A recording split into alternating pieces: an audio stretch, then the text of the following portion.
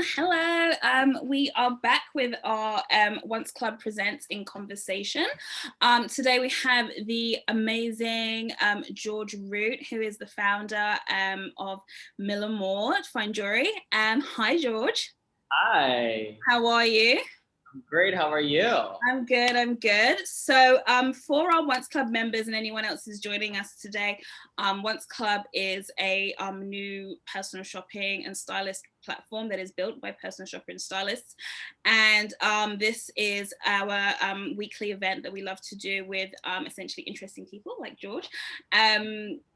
And so what we'll do is we're going to talk a little bit about how Milamore was founded, George's background, and towards the end, we will open it up for any questions. So if you do have any questions for George, you can put those in at any time and we will get to them towards the end of our event. So George, I think the first thing we always like to do is kind of get a sense of who you are, where you've come from, personally, but also professionally, and how you kind of ended up at a point where you founded your own jewelry brand. This sounds like a radio channel. Yeah. So yeah, I'm George. Nice to meet you guys. I was born in the Philippines and I grew up in Japan, and then I moved to New York in 2014. I love dogs. Jewelries, as you can see, I have a lot of jewelries, and also I love watches. Amazing. Yeah. So how old were you when you moved from Philippines to Japan? So I was born in Philippines, right? And then I moved to Japan when I was 9. Okay. Back then, I couldn't speak Japanese, so I have to learn from the scratch. So I watched a lot of Pokemons, Sailor Moon, and all those cliche stuff. And then eventually I learned Japanese. And then I lived there for 17 years? Okay. Yeah. I consider myself a Japanese though. Amazing. I love that. I like that. But you've been there long enough. Yeah. So, yeah, exactly. So what made you move to New York? Personal reasons. Okay. And what were you doing? So before you founded Milamore, what were you doing? I know you sort of mentioned you were in PR. You were very much involved with building the gap sort of between like a US audience and Japanese brands. Is that right? Do you want to give us a little bit more about that? Sure. So when I moved to New York in 2014, I was doing freelance because from Japan to New York, I had my clients back in Japan. So basically, what I did is L'Oreal was one of my biggest clients. Yeah. So I work with Armani Beauty. So whenever they have an event in Japan, I will be consulting on what kind of event we'll be doing, what kind of influencers we need to invite, and also, basically the most difficult part for the international brands is regardless how big they are in their own country, that doesn't really necessarily apply to the local markets, which I'm sure you're aware of that. So I'm bridging the Japanese market and the international market to keep that, maintain the international branding with the local market. Yeah. So I was doing that for 6 years or so. Cool. Yeah. And so full disclosure, because we've met before on a Oh, random, no? Life is full of surprise. I know. I was just when Natalie was saying, "Oh, George," I was like, "I know. I think I know him. I think I've heard of him." Yeah, you're right. And it all kind of came flashing back. So back then you were you were a Farfetch ambassador, in fact, if I'm not mistaken. That was 2016 or something like that. Yeah. And how did you kind of fall into that kind of situation? Were you approached that way or? Good question. I don't remember. Okay, now I remember. So when I was in Japan, this person from Farfetch, he was like, "Hey, I work for Farfetch, and we have this ambassador programship, and I would like you to be part of it." That's how we started it. So exactly like for Farfetch, right? Like back in the day, nobody knows what Farfetch is. Right. So what I did is I hosted a dinner with a bunch of my friends, my personal friends who love fashion and they shop anyways. Mm-hmm. So so I introduced what Farfetch is, but like because there's so many other like online shopping, right? So how can we how do you say it in English?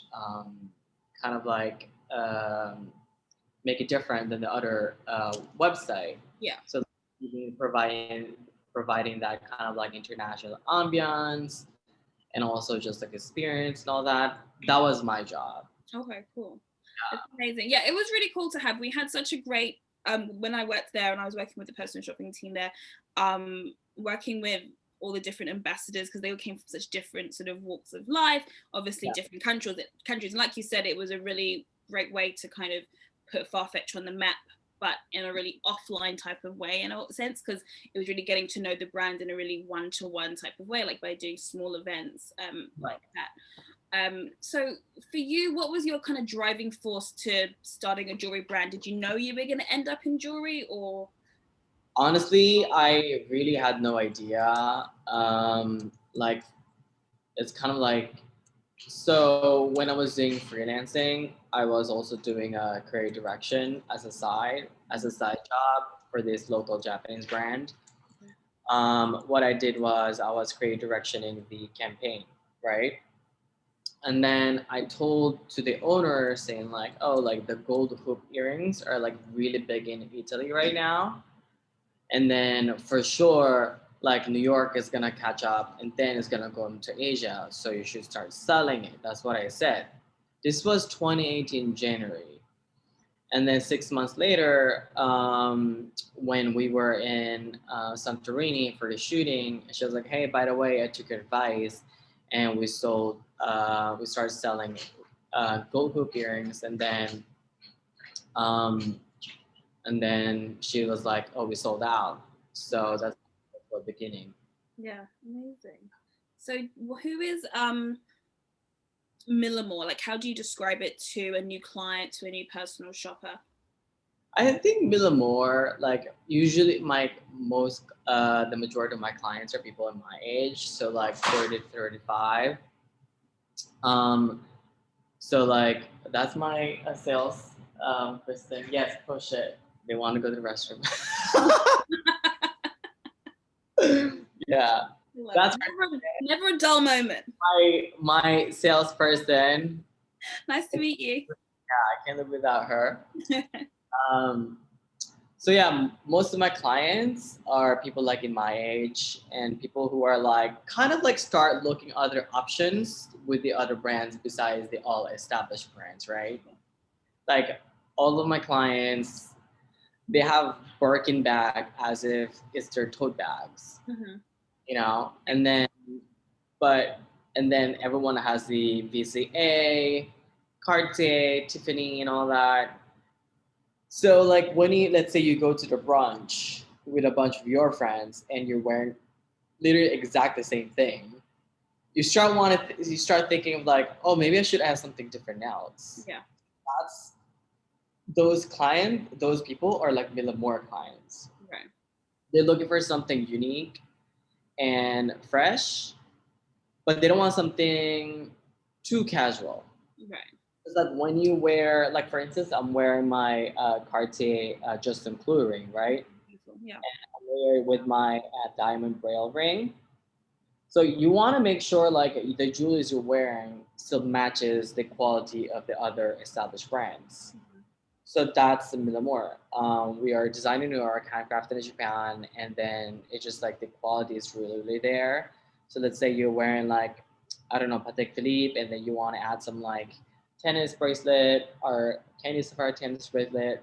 It looks good together, Mm-hmm. you know? You really take in the fact that you're aware that your client is wearing lots of other pieces and other brands, so it should complement, not Yeah, complement. sure. Right. And So also my clients, they love vintage jewelry. It's like I love vintage jewelry myself too. So same. like I wear it with like the vintage charms that I bought in London. Mhm. or like this one is from Madrid, you know. And then when you wear it, it really gives you that different kind of like styling and the vibe. Yeah. Yeah, it's nice that when you get to actually, because you mentioned like you're getting different pieces from different cities, and I kind of do the same. I usually pick up a piece of jewelry somewhere when I'm traveling, and then you kind of have that memory forever, and it always kind of like bringing it with you and bringing that experience with you, but Yeah. into your current life. It's a nice sentiment, really. So when you're so you design everything in New York and then have it made in Japan. So what's the general process? Because obviously there's a huge time difference. You're not there in the country all the time. What's that like? Really good question. So in summertime we have 13 hours, and in also wintertime we have 14 hours of fine Wow. time difference. But because of my previous job, I'm so used to working on my laptop and then working from home basically, and any time zone on work. Pretty much, I feel comfortable working with it. So usually, like during the day, I design most of my stuff in my house in upstate New York. I call it the castle because literally it's like a gothic kind of thing, you know. Wow. Yeah, and then usually I would go to upstate house and like focus on designing, and then I come up with the spread for the sketches and also or like documents like a mood board, and then I would communicate with my atelier team in Japan. Usually happens like 8 or 9 p.m. Mm-hmm. And then I'll communicate for like an hour or two, and then I go to bed, and then I'm gonna have to check the production. So I go to Japan like 2 to 3 times a year. Mm-hmm. Yeah. So, and then do you find that what kind of leads your design process? Do you kind of go, are you led more by the metals, by the stones? You know, what inspires you usually? For me, what inspires me the most is people's story. Right. I don't want to design as something just pretty. Mm-hmm. Because it's 2021. You go to social media, you're going to internet, you see so many pretty things, right? And especially like jewelry is very intimate with individuals, so they want something meaningful. And Yeah. of course, some people would buy some, like pretty stones. Oh, I love this. Let me buy this. But for me, what really inspires me the most is the people I meet and their stories. Yeah. You know? It's nice. Yeah. So, like for instance, the kintsugi collection. I don't know if you heard of kintsugi. It's basically it kind of looks like this. This is our candle. Oh, cool. I So love yeah, the idea of it is from the wabi sabi. So when the powder is broken, the kintsugi artist would like bond it with lacquer. Okay. So when you bond it with lacquer, you see some crack, right? Mm-hmm. But instead of leaving it, you finish it with the gold powder. Oh, nice. Yeah, and it highlights the broken Like the imperfections, in fact. imperfection. That's actually the Kintsugi collection's tagline is "Find beauty in a flaw." Yeah. Because once again, including myself and the people I met, they're like really. Some people are very like in entertainment business. They're like the most pretty person in the world, but they're still really insecure about themselves. It's so true. They will post on social media, and even though they're beautiful, they will still retouch it. Mm-hmm. And I thought it was very interesting because like even the most beautiful person in the world will still do that. So like, what if we can really embrace our imperfection and then wear it as a jewelry? So the idea of it, like imagine the person is a broken pottery, and then you wear the kintsugi jewelries. This is the kintsugi ring that I have, and also the bracelet. Amazing. So like, the kintsugi lines are my jewelries, and the wear completes the design. It's not about the more, it's about the wear. So that's how I see it. I think that's beautiful that when you're designing something, you're always thinking about where it's ending up. It's not necessarily about you, it's about the person, a new person's story, how they're going to wear it, and things like that. It's a really beautiful way to kind of also just kind of keep your sentiment going through it every time that you're designing and working on new collections and things like that. Yeah, because like for me, I'm such a low key rebel person. What, as I said, when I was in fashion PR business. And as you know, as everyone knows, the fashion today is so fast. Mm. The design is so fast. There are like collabs every single day. Like you can't keep up. Yeah. And then I don't like the idea of like, oh, if you wear this, you're in. If you're still wearing that after like few seasons, you're outdated. I don't like the idea. Yeah. No, But it's like, more inclusive. yeah, and also like Milamore is about people collecting the jewelries. It's not like, oh yeah, I've seen that jewelry is like past season. Yeah, yeah, I want them to wear the Milamore jewelry like even in like 10 years from now, but like, oh yeah, like that came out in like blah blah blah blah, and it still looks with my personal jewelries. yeah. So that's what I want to create. Yeah. Mm-hmm. So with your did you find, because you mentioned, with your PR background and understanding like trends and fads, did you feel that this was a huge um help to when you launched Milamore, or did you kind of feel, or did you feel like it really prepared you, or did you still find yourself going, oh my gosh, what am I doing? How am I figuring this out? Oh yeah, absolutely. When I was 20, this was like 2008 or something. I worked at a jewelry store as a salesperson.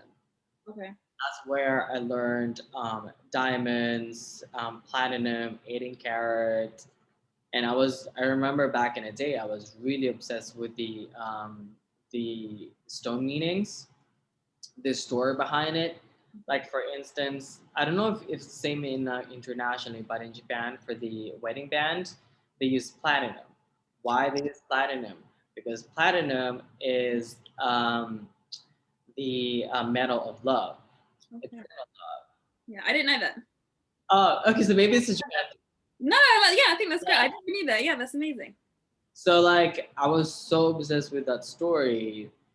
So like now I'm doing jewelry, I'm designing jewelry. So like I'm still kind of like picking up my memories from the past and like using to my designs and also for PR. Like a bit, like basically like I know what press want to hear and I know what clients want to experience. Right. So that helped me a lot. And also coming from digital background, the importance of like social media contents, digital marketing. I really understand that. It's like I feel like it's kind of cursed at the same time because like you have to be good at everything. Yeah. That's how the business work nowadays. So I just have to suck it up.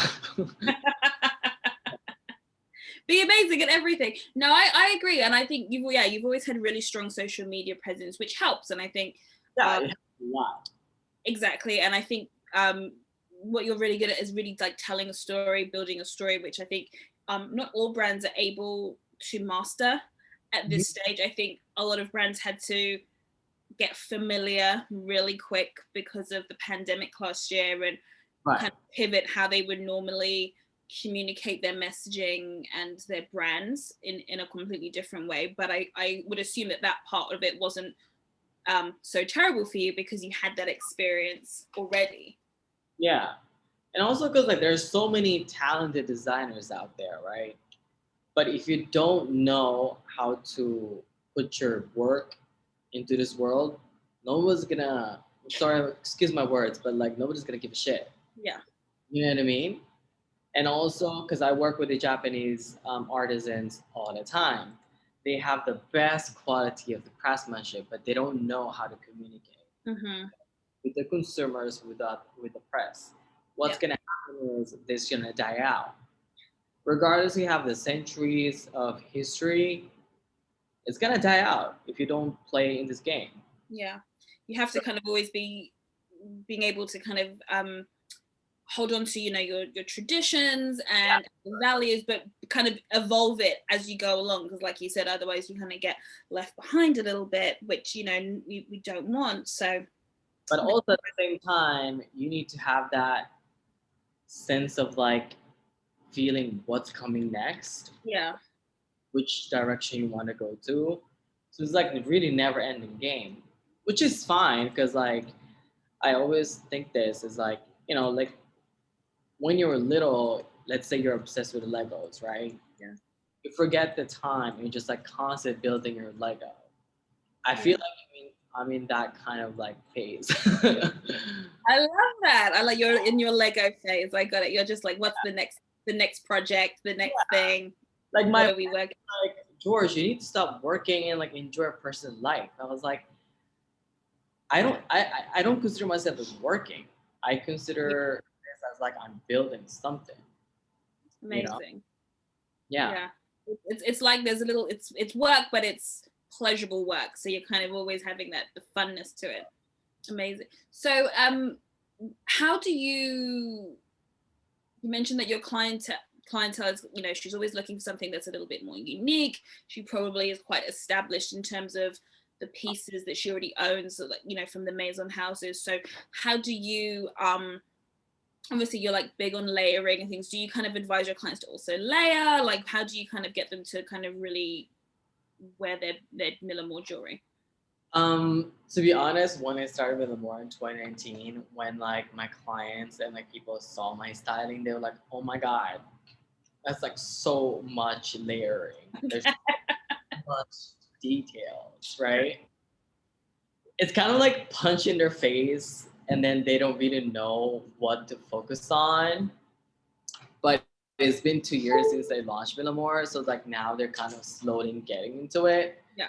Our clients were like, "Oh, I never wear like necklace before," and then next thing you know, they bought like the first thing they buy is just like one necklace, Mm-hmm.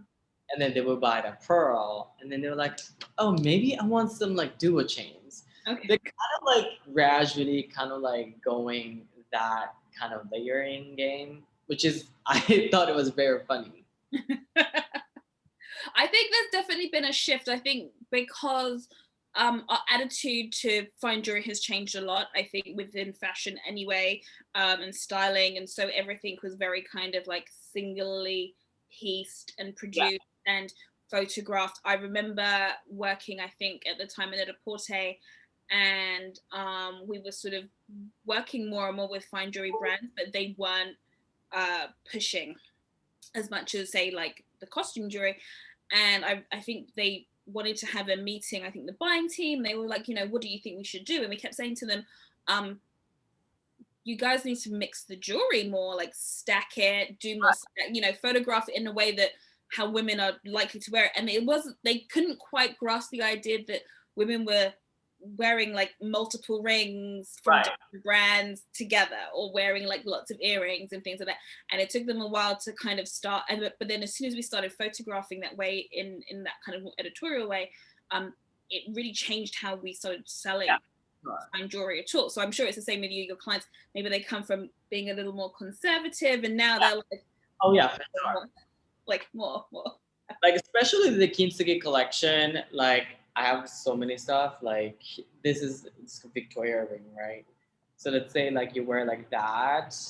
Like let's say somebody see this, they'd be like, "Wow, I don't know what to do," And but like gradually they would like stack it and like they would wear something like this. It Amazing. looks cool. It does Yeah. not like because we have this idea of like less is more. Well, if that's your aesthetic, I have nothing against it. But like for me, like I make sure that when you stack Millamore and like where you're like maximizing your jewelry styling, I make sure that you don't look tacky and you don't look too blingy. Yeah. I think I, the idea for Millamore is like when you wear it, it really tells you the story of that person. mhm, You know? yeah. And I think your pieces are very light. They have a certain delicateness to them. So you can wear, more and not necessarily feel, it doesn't feel chunky or heavy. Right. There's an elegance always to kind of, how your pieces fall on the body or fall in the ring. And I think you work a lot with that, maybe I'm not using the term right, but almost like with negative space. So you're Yeah. kind of doing a lot of skin with that Oh as well. yeah. That's like I really like make that sure like we have like negative space. Yeah. and also the length of each necklaces. I'm very particular about it. Yeah, because everything seems to just fall on you just correctly. Yeah. We're stacked, we're not overlapped. Exactly. Which is cool. So with your customization pieces, how do you like to work with your clients? And what's the process there with like made to order pieces or bespoke pieces? For instance, I had this client who I just finished designing her custom piece this weekend. She bought the horse face cut diamond. Wow. And then initially she wanted to make a signet ring, but she's pregnant. She's kind of like her body's swelling. She was like, instead of signet ring, I want to have a charm, like a what is that called, dog tag charm. So like what I do is like, all right, so I'm gonna put together a design, like a rough sketch, and then I will communicate with my atelier in Japan, making sure that it's doable in terms of designing, and also make sure that these stones will fall off. And then they will get back to me, and then I will finalize my design, and then I work with the illustrator. So the illustrator will create the design, and we submit it to the client. And Oh. client really likes it because it feels really, really special. Mm-hmm. You know, yeah, that's how. Sorry, how do your clients like to communicate? Are you doing like email, or is it like video calls, WhatsApp? What's the Like WhatsApp, text, DM from one person. Can you believe? Yeah. Literally, That sounds very familiar. yeah. Like even with your close friends, they know your WhatsApp, they know your phone number, they know your email. Like you can FaceTime them, but like literally, you're communicating on DMs. Oh, yeah. Yeah. So you don't send them your original sketch; you send them the illustrated versions first. Cool. I'm not a best sketcher, so I have a great ideas though, but not sketching. Yeah, so you like to have it kind of like, and the thing is, and I've had this discussion before with other designers, sometimes with clients, they are,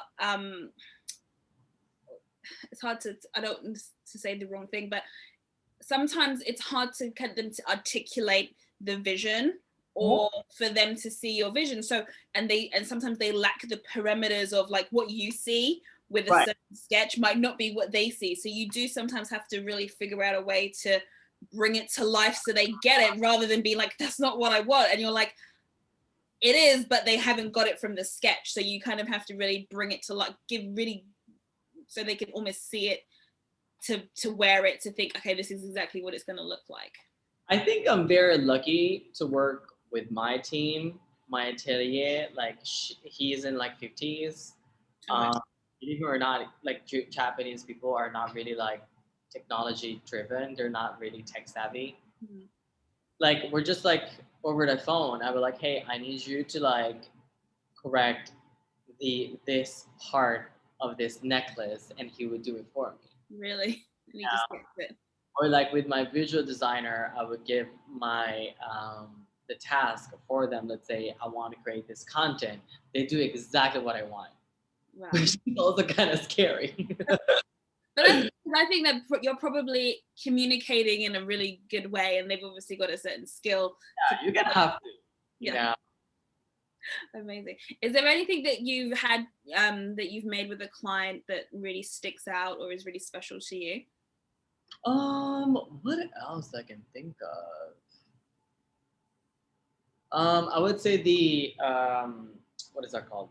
The diamond braille. Mm-hmm. So I mentioned this before, that this my diamond braille. When you touch it, you can actually feel the diamonds. Wonderful. Yeah, and this one is spells out as manifest. Nice. So I designed this diamond braille to my client. It's in Japanese, saying like the things I don't want to lose. That's the translation for what she wants me to do. Mm-hmm. And she really likes it because, those like love, like message kind of necklaces. Like, but imagine that's like in diamond braille. Yeah. it's like very subtle, but it has like a very strong messaging. For So sure. With diamond being such a strong stone and then having yeah, that message, sure. yeah, it's beautiful. That's really nice. Yeah, that's that. Is there anything else that sticks out in your collections that you've made that you're like, that's a, any other favorites? I really like my bangle, my King City bangle. Mhm. This one. So for me, I think the what is it? The wrist bone. I find the wrist bone really sexy. Yeah. So like for the bangle, I designed it like the wrist bone is kind of like touching Okay. like this part, you Oh, know? see, yeah. I get exactly what you mean. Oh, I love that.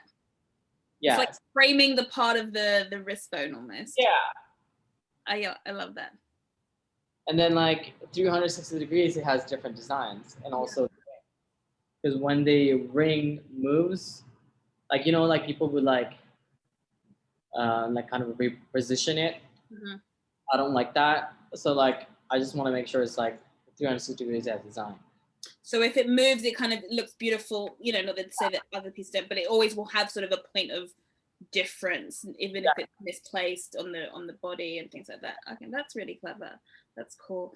Do you find that you are working more with sort of personal shopping teams or more client facing kind of concierges now that we've kind of gone into this state of a sometime lockdown, depending on where you are in the world or what have you? Are you working a little bit more with personal shoppers, and what's those types of relationships like? I would say like this is like my standards that I really don't know. Like I don't have like the glory days of like sales. As I said, I launched Milamore in 2019, but I'm very fortunate that I have my retail team in Japan and I have a very solid client base in Japan. Like regardless like what's happening in the world, like especially in Europe, like the Europe like entire country has shut down, Mm, but in Japan it's still going on. yeah. So we were able to do pop-ups at the department stores, and then my clients would go to the department store and check the jewelries and all that. So I feel like because it's during pandemic, I really established my relationship with department stores in Japan, Mm, and also make an effort to go to the department stores. So like the department stores appreciate that, my clients appreciate that, and this and that. So that was really, really great. But I'm talking about the outside of Japan, my international market. It was kind of like difficult because the retailers does not want to take new designers. So that was pretty difficult for us. But I'm such an optimistic person, and I just really focus on like my each collection. I really dug in the details, and like because sooner or later the pandemic will be over. right. I'm kind of preparing myself like after the pandemic is over, I'm going to be really, really busy. So like how can I like, be ready for that business? So I was like really focusing on that. Starting from last season in February, March, we have some like few retailers wants to work with us, Mm, like two or three in America. So that was really I would consider as a successful. It's a baby step, not like 20 30 different retailers are buying my jewelries, but that's fine. And regarding for personalized shoppers, I have a few in Japan, like one and two, but like they're not really personal shoppers. They would just like love the brand, and it's more like a refer kind of like system. yeah. Yeah, I would love to work with the personal stylists and personal shoppers because they have a really good relationship with the clients. Yeah. If the brand would say like, "Oh, this is the new stuff," not necessarily they're going to react it in a good way, but because they have such a strong relationship with the personal stylists, also shoppers, whatever they say, they believe it. Oh, if you are believing me more, let me buy that one. Yeah. So I want to create that dynamic more often. For sure. I think there's something very special, like you said, about a personal shopper's relationship with their client. And if they're able to, and like you said, having those special relationships with your retailers and clients in Japan, I'm sure makes all the difference with how they purchase, how they wear the piece, the fact that they are referring it to their, like they're kind of on this kind of referral type situation, because Yeah. very easy from there. If you know, once they already love the brand and they have that great connection with you or with your team, it's from there, it's really, really easy. That was always my experience as a shopper as well. Like if I connected with the brand or with the brand story, it doesn't have to be with the designer, you know, or what have you, in terms of the type of context I'm given, I can really convey that to a client and they get excited because I'm excited. And you know, you're not sort of just sending them anything blind. It's obviously with the direction, with the purpose, but the idea is that they know that you won't just saying to them buy this because they should buy it. It's about, you know, this is a great story, this is something that I know that you will have, and then from there it kind of all falls into place. So it is a really special relationship you can build. And I think having access like to you and knowing your story makes all the difference as well. Like knowing about how you like to wear your pieces, how you've like, you know, design them and everything. I think it's a really special way to convey that always to, you know, your shopper, your client, you know, whatever.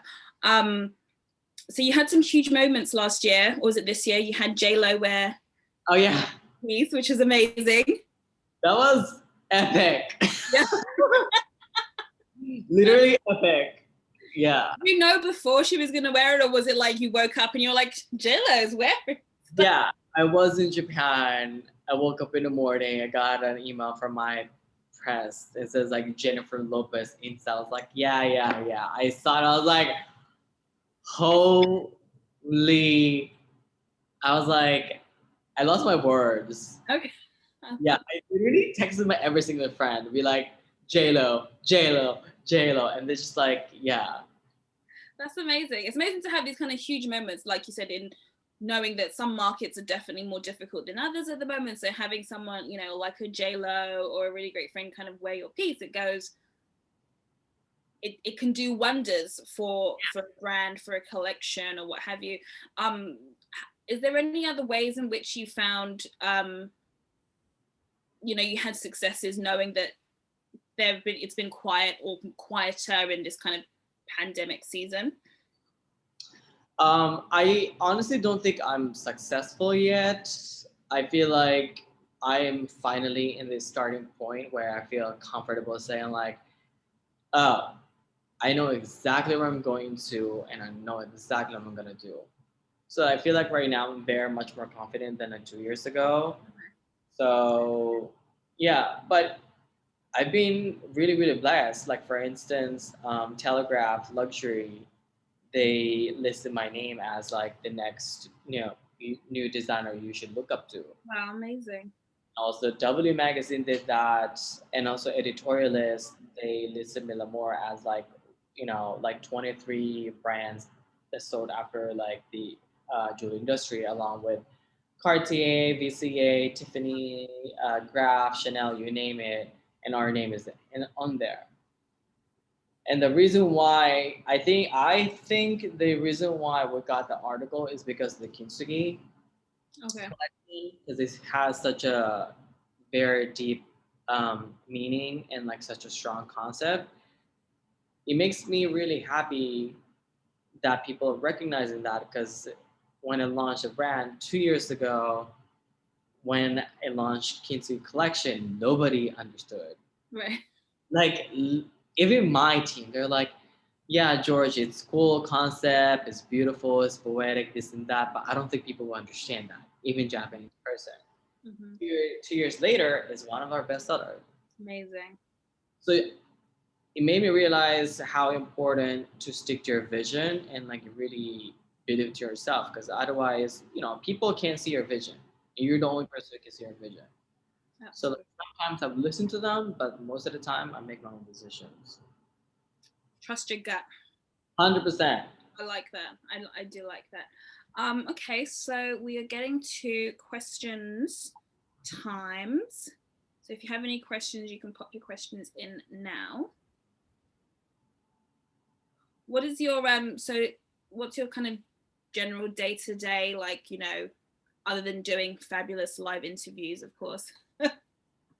My life is so not fabulous, but thank you.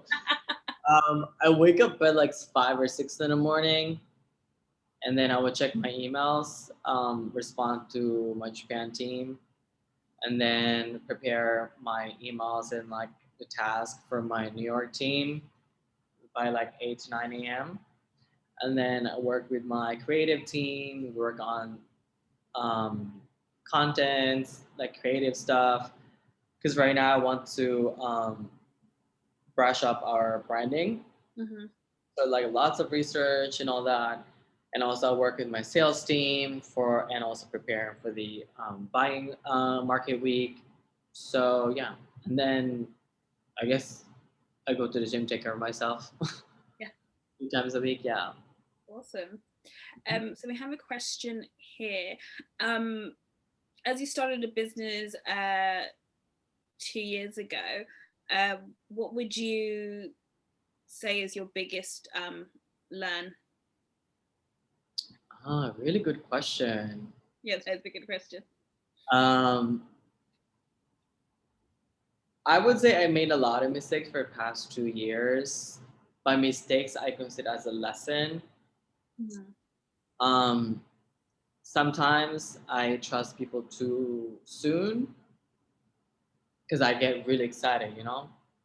So I would say like take your time and observe and build your relationship with that person, especially with the person that you know already, like friends, for instance. Mm-hmm. That's what I learned. Yeah. Okay, I think that's a good learn. I think also there's a lot of pressure when you launch a business or you decide to kind of go it on your own, that there's a lot of pressure to know it all, get it all right, have Yeah. all the answers, and you just can't possibly do that. I suppose when you're just starting, there's no way that you can do that. There's no way. Yeah. Another question we have is what's next? What's your next? Have you got any ideas about your next collection? What have you got planned? Yeah. So we're launching this collection called Hanabi Collection. Hanabi means fireworks in Japan. We want to launch that in fall, no, Kristen? Okay. So yeah, this collection I've been working on for like 3 years actually. So as I Wow. said, start putting together Milamore's concept in 2018 June. When I start putting together Milamore's concept, that's the first design I came up to. First is the duo chains and the Hanabi collections, which is like a charm, right?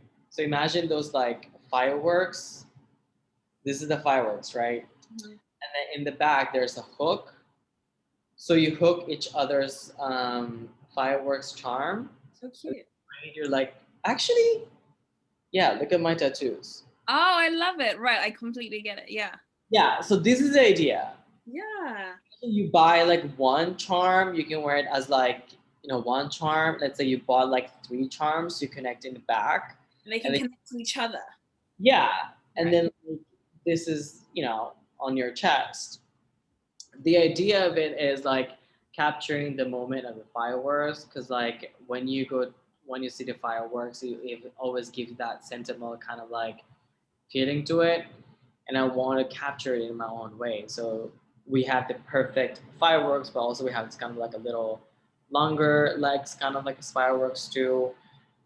So yeah, that's coming up in fall, and also I'm developing my signet ring, and also the Braille collection.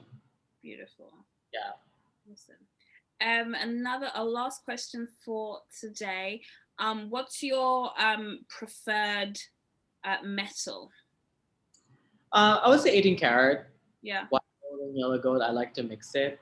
Mm-hmm. As you can see, like this one is called dual chains. I like to mix with like thicker chains with like a yellow gold. Because like back in the day, like people didn't really like mixing the metals. Yeah.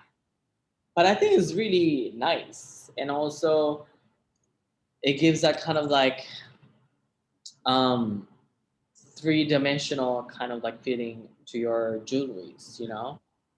Like for instance, like diamonds, like when you wear all diamonds, it looks too much.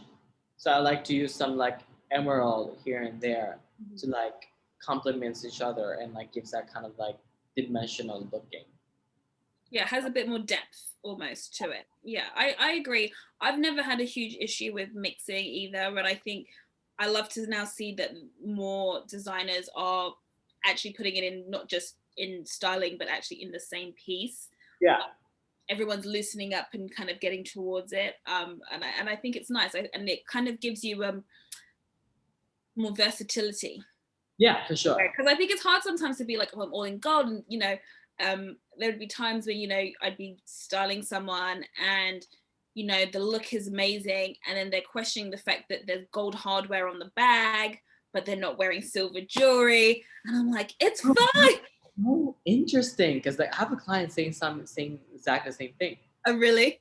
Yeah. And I'm like, it's fine. And nobody's looking. And she's like, no, you know, and then we'd have to find pieces. And then I used to find that, so sometimes actually finding certain pieces that were not too yellow would help, as an example. So then, so it wouldn't pick up too much, you know, but like that would be crazy. You know, you'd have the whole look, it's good to go. And then it'd be like the bag has gold. And then you got to find a bag that they like, but with the silver. Oh, no. That's actually a really great point because I don't like those orange gold. Yeah. Yours is way more subtle. It's not very like yellow. Yeah. I would call it as champagne gold. Yeah. It's not like 14 karat like kind of yellow gold, but more like I don't know. I like my gold. Yeah, it's really subtle. It's really beautiful. Well, sadly, this is all the time that we have. But thank you so much for joining me. I've enjoyed learning so much more about Milamore. Hopefully you're still coming to London, so hopefully we'll see you again. Yes, happening. Good. So catch up again. But no, this has been amazing. Thank you so much for taking the time to sit with us and tell us all about you and Milamore. Alrighty. Thank you. Bye. Bye. Thank you.